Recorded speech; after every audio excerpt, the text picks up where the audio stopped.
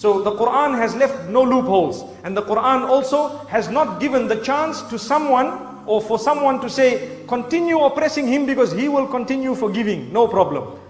Do you know there is a story where there were three very pious people in the masjid, and there was one youngster. So the youngster was told, you know, those people are very pious. The one in the left is still young. The one in the middle is more pious than him, and the one in the right is extremely pious. So he said, how can I know the difference between he who is pious and he who is not pious?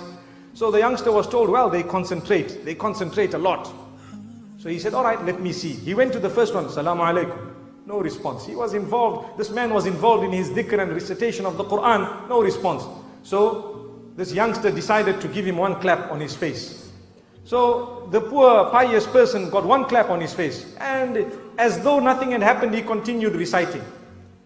Now the man says, yes, truly these people are pious, and the sign of it is that they don't even notice what goes on around them. Let me go and see the one who's more pious than him. So he moved slightly to the right, and he greeted again, no response. He gave this man one solid clap. The man got up and says, is your hand okay, brother? Is your hand okay, brother? So this man was shocked to say, he is not conscious of what happened to him, but he is conscious of the pain that came on my hand. Allahu Akbar. Look at how pious he is. So now this is obviously teaching people how to forgive, isn't it? They didn't even discuss that it was a sin. So now this youngster is thinking to himself, whoa, that man on the right must be the most pious. Let's see what he does.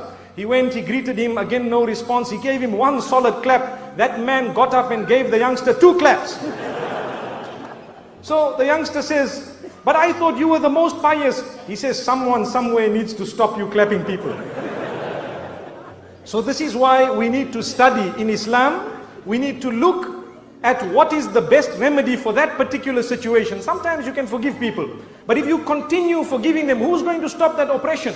This is why the hadith says that if you do not stop an oppressor from oppressing others, then chaos will overtake the whole community, and then you will make dua to Allah subhanahu wa ta'ala and He won't respond, because you will be collectively guilty of having allowed an oppressor to keep on oppressing or keeping on oppressing the rest of the people. So it's important that we balance it as we have been taught. May Allah subhanahu wa ta'ala grant that to us.